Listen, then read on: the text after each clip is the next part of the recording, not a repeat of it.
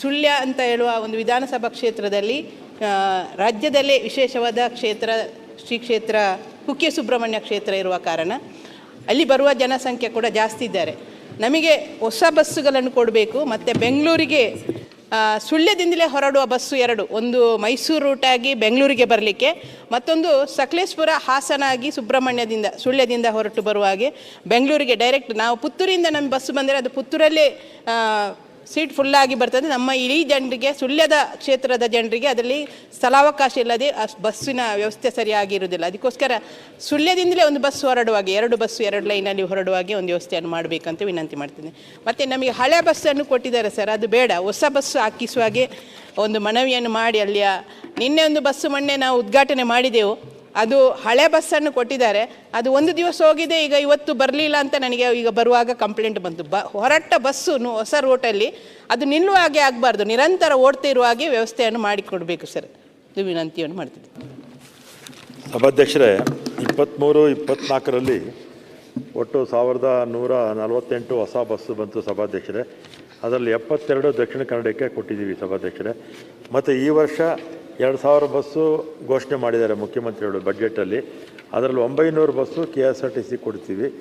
ಮತ್ತು ಆ ಬಸ್ಸಸ್ ಬಂದಾಗ ನಮ್ಮ ಶಾಸಕರು ಏನು ಕೇಳಿದ್ದಾರೆ, ಡೈರೆಕ್ಟು 2 ರೂಟ್ ಕೇಳಿದ್ದಾರೆ, ಅದನ್ನು ಮಾಡಿಕೊಡ್ತೀವಿ.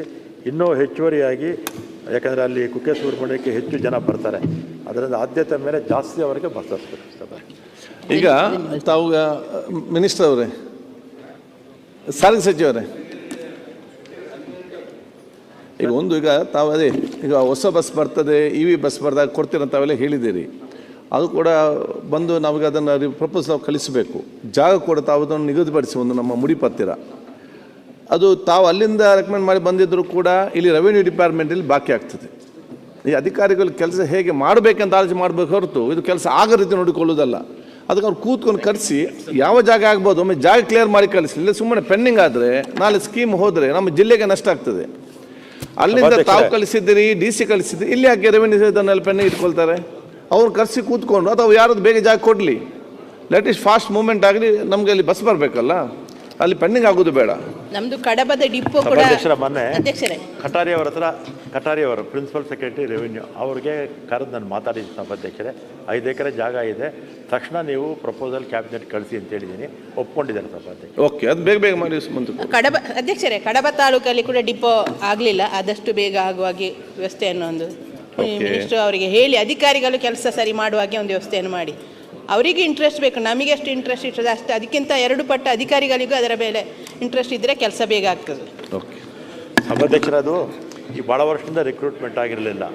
ಆಮೇಲೆ ಅಲ್ಲಿ ಬಹುತೇಕ ಎಲ್ಲ ಪ್ರೈವೇಟ್ ಆಪ್ರೇಟರ್ಸು ಪ್ರೈವೇಟ್ ಕಾಂಟ್ರಾಕ್ಟ್ ಮೇಲೆ ಇದ್ದರು. ಈ ಮೊನ್ನೆ 2000 ಜನ ರಿಕ್ರೂಟ್ಮೆಂಟ್ ಮಾಡಿ 380 ಜನ ಅಲ್ಲಿಗೆ ಹಾಕಿದ್ದೀವಿ. ಆಮೇಲೆ ಮಂಗಳೂರಿಗೂ ಒಂದು 200 ಜನ, 500ಕ್ಕಿಂತಲೂ ಹೆಚ್ಚು ಜನ ಹೊಸ ಡ್ರೈವರ್ಸು ಈ 2 ಭಾಗಕ್ಕೆ ಹಾಕಿದ್ದೀವಿ ಸಭಾಧ್ಯಕ್ಷರೇ. ಇನ್ಮೇಲೆ ಹೊಸ ಬಸ್ಸಸ್ಸು ಬರುತ್ತೆ, ಕ್ರೂವನ್ನು ಬಂದಿರೋದ್ರಿಂದ ಸಮಸ್ಯೆಗಳು ಕಡಿಮೆ ಆಗುತ್ತೆ ಸಭಾಧ್ಯಕ್ಷ.